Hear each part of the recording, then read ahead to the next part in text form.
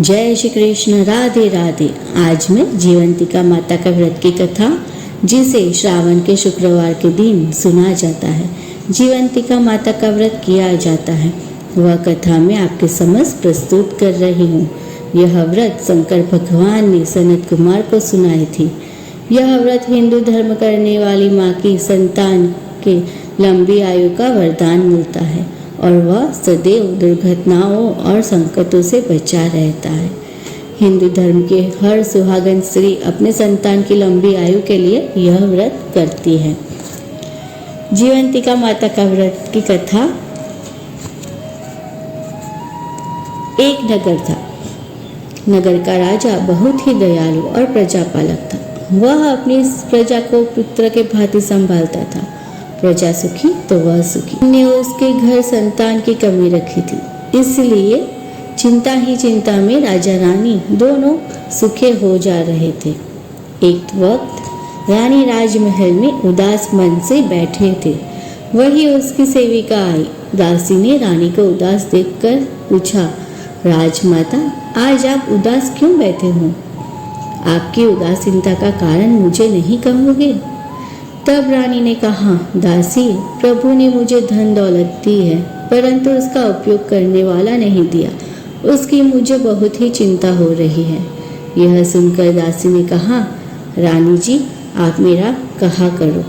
आज मैं आप सगर्भा हो ऐसा ऐलान करो, बाकी का काम मैं संभालूंगी। यह दासी गांव में दायन का काम करने की वजह से गांव में कौन से वक्त किसको बच्चा होने वाला है वह उसको खबर रहती थी। रानी को 9 माह पूरे होते ही वह ब्राह्मण के घर पैदा हुआ बच्चा ला दिया और रानी की गोद में सुला दिया और प्रातःकाल में बधाई दी कि रानी के पुत्र को जन्म हुआ है। इसलिए राजा ने तो गरीब और ब्राह्मणों को अन्नदान, वस्त्रदान इत्यादि खुले हृदय से देने लगे और पुण्य की राह में प्रभु ने दिया पैसा खर्च करने लगे। पूरे नगर में अत्यंत प्रसन्नता फैल गई। नगर में मिठाइयाँ बांटने लगी और बहुत ही धामधूम मचने लगी। जब दूसरी ओर दायन की साजिश से ब्राह्मणी के घर में शोक का वातावरण छा गया, क्योंकि उसके बच्चे को कोई उठा गया था। किंतु यह ब्राह्मणी माता जीवंतिका का व्रत करने के कारण माँ जीवंतिका उसके बच्चे का रक्षण करने के लिए राजमहल आते थे और ब्राह्मण को भी विश्वास था कि मेरा पुत्र जहाँ कहीं होगा वहाँ माता जीवंतिका उसकी अवश्य रक्षा करते होंगे। इस तरह ब्राह्मण का पुत्र राजमहल में राजकुमार की तरह दिन ब दिन बड़ा होने लगा। राजकुमार सारी विद्या में बहुत ही निपुण था। समय होते राजा का देहांत हुआ। उसके पिता का राज उसे मिला। वह भी अपने पिता की तरह अपनी प्रजा का पुत्र के भांति संभालता था। उसके अपने पिता का श्राद्ध करने गयाजी जाने का वह माता की अनुमति लेकर पिता का श्राद्ध करने गयाजी चले गया। वहाँ चलते चलते जहाँ रात पड़ती वहाँ विश्राम कर लेता। सुबह होते ही आगे बढ़ता। एक दिन एक गांव में रात पड़ी। उसने गांव में रहने का विचार किया। वह तो गांव में आ जाकर एक सेठ के वहाँ जाकर आवाज़ लगाई, अरे घर में कोई है कि नहीं? तब मकान मालिक ने बाहर आकर कहा, कौन है भाई, तू कहाँ से आता है, किसका काम है तुझे? राजकुमार बोला, मैं एक अनजान मुसाफिर हूँ। रास्ते में रात को जाने की वजह से आपके गांव में रात रुकने का विचार किया और आपके घर आकर आवाज़ लगाई। आज की रात मुझे रहने दो, तुम्हारी बड़ी कृपा होगी। मैं उज्जैन नगरी से आता हूँ, सुबह मैं चला जाऊंगा। सेठ ने कहा, खुशी से रहो भाई, यह तुम्हारी ही घर है। इतना कहकर उसका सत्कार किया और उसे खाना पकाकर खिला दिया और बाहर ओटे पर पथारी कर दी। राजकुमार को थका हारा था, इसलिए गाढ़ नींद में सो गया। इस तरह बनिए की बहू को प्रसूति आई होने के कारण उसके पुत्र की छठी थी। इससे पहले बनिए के कुख में जन्म लिए हर बालक 7वें दिन की सुबह गुजर जाते थे, इसलिए वह चिंतित अवस्था में सोता था। इस प्रकार वह भी सो गया। आधी रात को विधाता बनिए के लड़के के कर्म लिखने आए। तब बाहर सोए राजकुमार का माता जीवंतिका सिरहाने खड़े रहकर उसकी रक्षा कर रहे थे। उसको विधाता ने रोककर कहा कि बहन, अभी आधी रात को आपका आगमन क्यों हुआ? तब विधाता ने कहा कि बनिए के वहाँ लड़का हुआ है, इसलिए आज छठी है, उसके लेख लिखने आई हूँ। तब माताजी ने पूछा कि बहन, तू लेख में क्या लिखेगी? विधाता ने कहा कि यह लड़के का सुबह में देहांत होगा।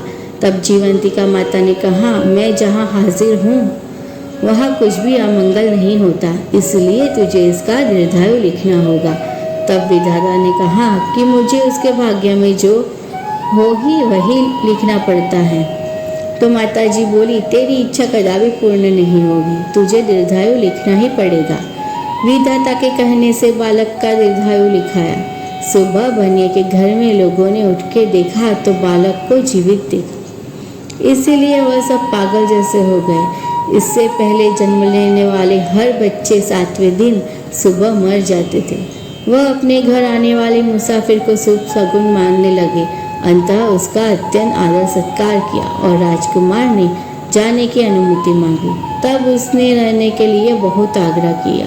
तब राजकुमार ने कहा कि मैं मेरे पिताजी का श्राद्ध करने गया जी जा रहा हूँ। जब मेरे देश वापस लौटूंगा तब आपके घर जरूर आऊँगा। जब ब्राह्मण पुत्र उसके पिता का ब्राह्मणी के सहाय के श्राद्ध देता था तब उसे पानी में एक के बजाय 2 हाथ दिखते थे। उसका रहस्य उसे समझाता नहीं था। पंडितों को कारण पूछा तो वह भी मौन रहे। राजकुमार ने जब अति आग्रह किया तब पंडितों ने कहा कि एक हाथ कोई देवी का हो ऐसा लगता है। राजकुमार के श्राद्ध करने के बाद लगभग 1 साल जितना समय तीर्थ यात्रा में बिताया और फिर घर जाने के लिए निकला, परंतु मन में उसके 2 हाथ का असर जाता नहीं था। एक के बाद एक गांव पसार करता हुआ वह उस बनिए के गांव में आ पहुंचा। बनिए के घर गया तब भी उसकी पत्नी को दूसरे पुत्र का जन्म हुआ था। उसकी छठी थी। विधाता आज लेख लिखने आने वाले थे। सही वक्त पर राजकुमार को आया देख बनिए से तो खुशी से पागल हो गया। उसने राजकुमार का आदर सत्कार किया। राजकुमार रात को घर में ओटे पर चद्दर रखकर सो गए और माता जीवंतिका राजकुमार की रक्षा करते थे। आज भी विधाता देवी छठी के भाग्य लिखने आई। तब माताजी ने त्रिशूल बीच में धरा और पूछा, आज क्यों तेरा आगमन यहाँ हुआ? तब विधाता देवी ने कहा कि आज बनिए के लड़के की छठी है, इसलिए भाग्य लिखने आई हूँ।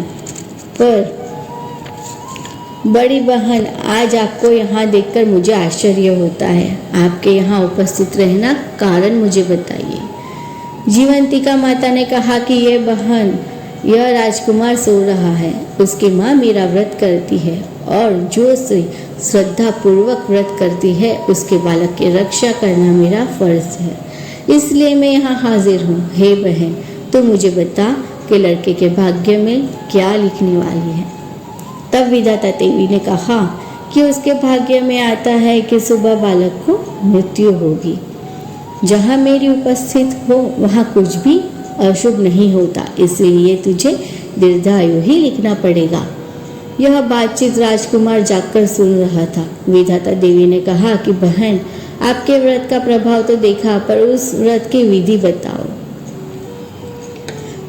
तब जीवंतिका माता बोले, सौभाग्यवती स्त्री सावन मास के प्रथम शुक्रवार से सुबह में कोई तकलीफ हो तो दूसरे शुक्रवार को सुबह स्नान दीप करके पीले वस्त्र या गहने पहने नहीं, चावल के पानी को पार न करे, 5 ज्योत वाला दिया करके मेरी पूजा करे और पूरा दिन उपवास रखे या तो 1 तक का भोजन करें। उसके बालक की मैं हमेशा रक्षा करती हूँ, पर तू बनिए के लड़के का दीर्घायु लिखना भूलना नहीं। विधाता देवी ने बनिए के लड़के का दीर्घायु लिखा।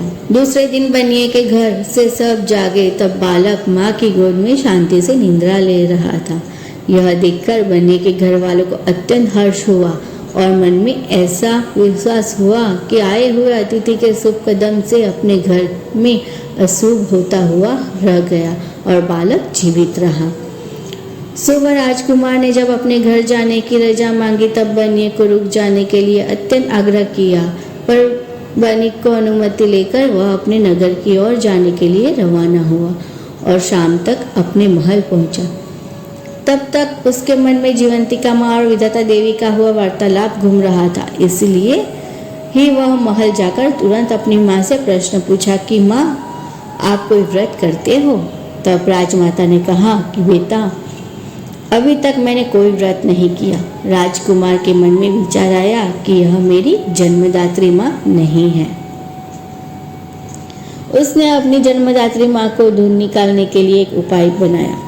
श्रावण मास के प्रथम शुक्रवार आते ही उसने सारे नगर में ढिंढोरा पिटाया कि आज शाम को राजमहल में भोजन होने से हर स्त्री को खास पीले रंग के वस्त्र पहनकर खाने आना है।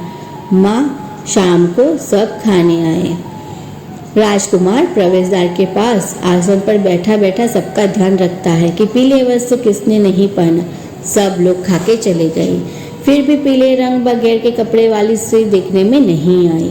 उसने गांव में सिपाही द्वारा तपास कराई कि आज गांव में से जो खाने न आया हो उसे ले आइए। थोड़ी देर बाद एक सिपाही आकर कहने लगा कि एक ब्राह्मण स्त्री खाने नहीं आई थी। इसने कहा कि श्रावण मास का प्रथम शुक्रवार का व्रत होने के कारण मैं पीले वस्त्र पहन नहीं सकती, इसलिए मैं खाने नहीं आऊंगी। राजकुमार को लगा कि अवश्य यही ब्राह्मणी मेरी माता होगी, इसीलिए सिपाही द्वारा लाल रंग के वस्त्र भेजे। तब उसने लाल रंग के वस्त्र पहनकर माता जीवंतिका का नाम लेकर भोजन करने निकली। राजमहल में प्रवेशद्वार के पास पहुंचकर राजकुमार आसन पर बैठा था। उसको देखते ही राजकुमार के मुंह से माँ शब्द निकल गए। तुरंत ही राजकुमार माँ कहकर उसके गले लग गया। फिर तो अपनी माता को महल में ले गया और कहा कि माँ, तू मेरी जन्मदात्री माँ है, आज मैं तुझे मेरे महल में रहना है। ऐसा कहकर वह गया जी गया था और जीवंतिका माँ और विधाता देवी की बीच हुई बातचीत कह सुनाई। ब्राह्मण को अब ख्याल आया कि उस दायन ने धोखा करके उसके गोद में से बालक को उठाकर रानी की गोद में सुला दिया होगा और दायन ने रानी को पुत्र न होने से धन की लालच में ऐसा काम किया होगा। ऐसा उसने मन में हुआ। जो हुआ अच्छा हुआ, क्योंकि आज उसका बेटा पुत्र बड़ा राजा है और माँ जीवंतिका के प्रताप से उसका पुत्र बड़ा राजा बना। इस प्रकार माता पुत्र का मिलन भी हुआ। यह बात रानी को पूछी तो यह बात सही है ऐसा कहा।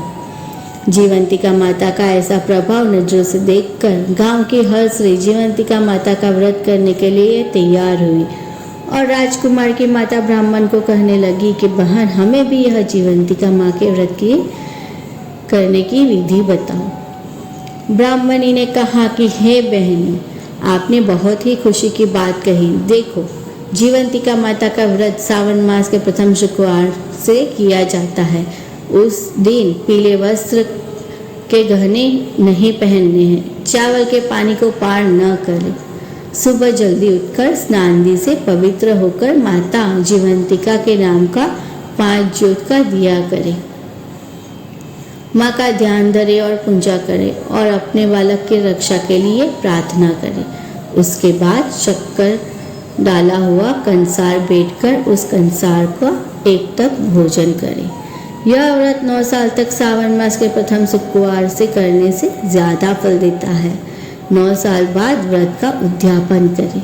स्त्री अगर पूर्ण श्रद्धा से जीवंतिका माँ का व्रत करे तो माँ उसके बच्चे की हमेशा रक्षा करती है और बिछड़े हुए अपने संतान मिल जाते हैं। मेरा पुत्र भी मुझे जीवंतिका माँ ने वापस मिला दिया है, यह तो सब जानते हैं। इसलिए बहनों को जितने हो सके उतने सावन मास के शुक्रवार से यह व्रत करें, तुम सबका कल्याण हो। तब से सारी स्त्रियां माता जीवंतिका व्रत करने लगी। हे जीवंतिका माँ, आप जिस प्रकार ब्राह्मण को फलीभूत हुए, ऐसे आपकी कथा व्रत करने वाले सुनने वाले सबको फलीभूत हो। और सबके बच्चों की सदा रक्षा करें। जय जीवंतिका माँ। कथा समाप्त। अगर आपको यह वीडियो अच्छी लगी हो तो लाइक, शेयर और सब्सक्राइब जरूर करिएगा। राधे राधे।